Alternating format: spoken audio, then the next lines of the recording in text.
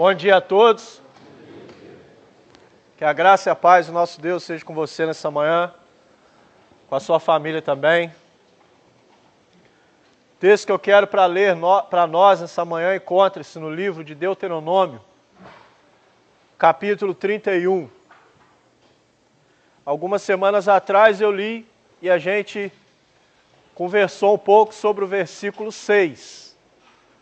Hoje eu quero ler o verso 7 e o verso 8 do capítulo 31 de Deuteronômio. A palavra de Deus nos diz assim: E chamou Moisés a Josué e lhe disse aos olhos de todo Israel: Esforça-te e anima-te, porque com este povo entrarás na terra que o Senhor jurou a teus pais lhes dar, e tu farás herdá-la. Verso 8. O Senhor, pois, é aquele que vai adiante de ti. Ele será contigo, não te deixará, nem te desamparará. Não temas, nem te espantes. Palavra do Senhor. Moisés já estava nos seus altos dos 120 anos de idade, quando ele para diante de Canaã. Ele estava no deserto junto com o povo de Israel, estava ali diante do Jordão, era questão de atravessar o Jordão para herdar a terra que Deus havia prometido a descendências atrás.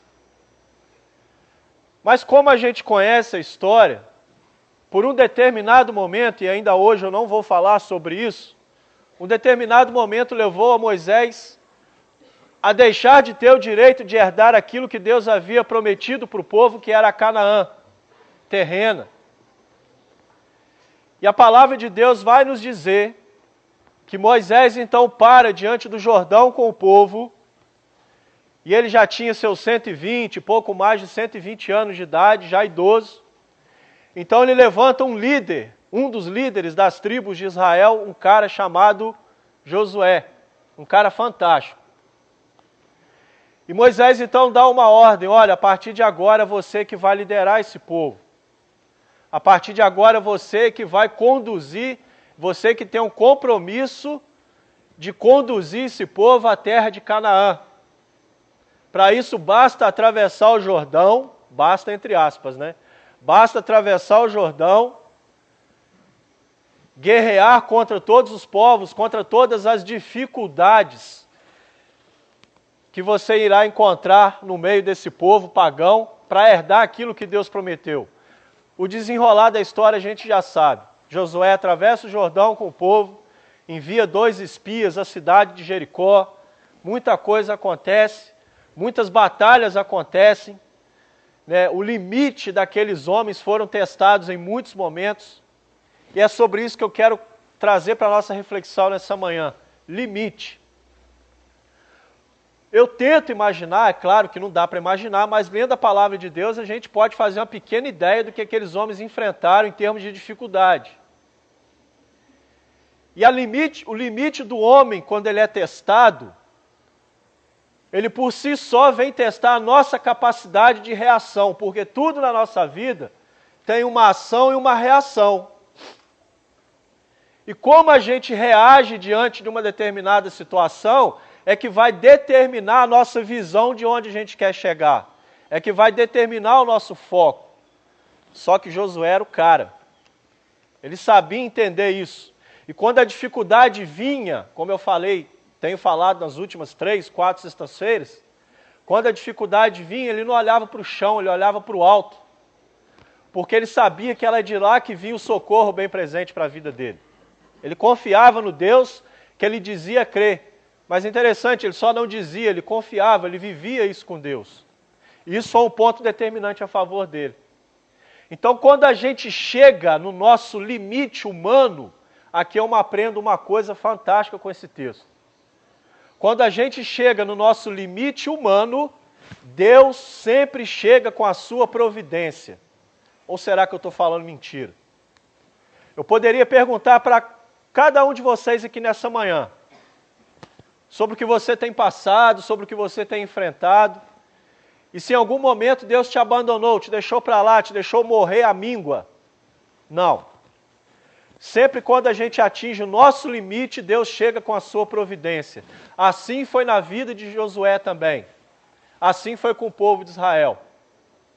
E aí, para fechar, uma coisa que eu aprendi com essa passagem também, apenas 3 ou 4 exemplos que eu quero citar aqui. O limite de Moisés foi o mar. O limite de Moisés foi o mar. Mas lá em Êxodo capítulo 14, a palavra vai nos dizer que Deus abre o mar. Ou seja, ele tinha um limite, Deus chega com a providência. O limite de Isaac era sacrificar o próprio filho. O limite de Abraão era sacrificar o próprio filho, Isaac. Isaac era quem? O filho da promessa. E quando Abraão então leva Isaac para o monte para o sacrificar, Deus então, provando a fé daquele homem e aprovando a sua fé no seu limite, Deus então faz o quê?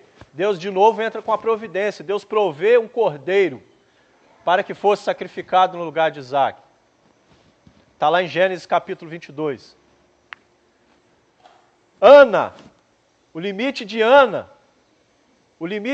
era a sua esterilidade. E quem foi Ana? Nada mais, nada menos do que um dos homens mais fantásticos que andou sobre a face dessa terra, o profeta Samuel. O mesmo que ungiu Davi como rei, e tem uma história linda também com Deus, que é contada na palavra, que é contada na Bíblia. O limite de Ana era a sua esterilidade, ela era estéril, ela não podia ter filhos.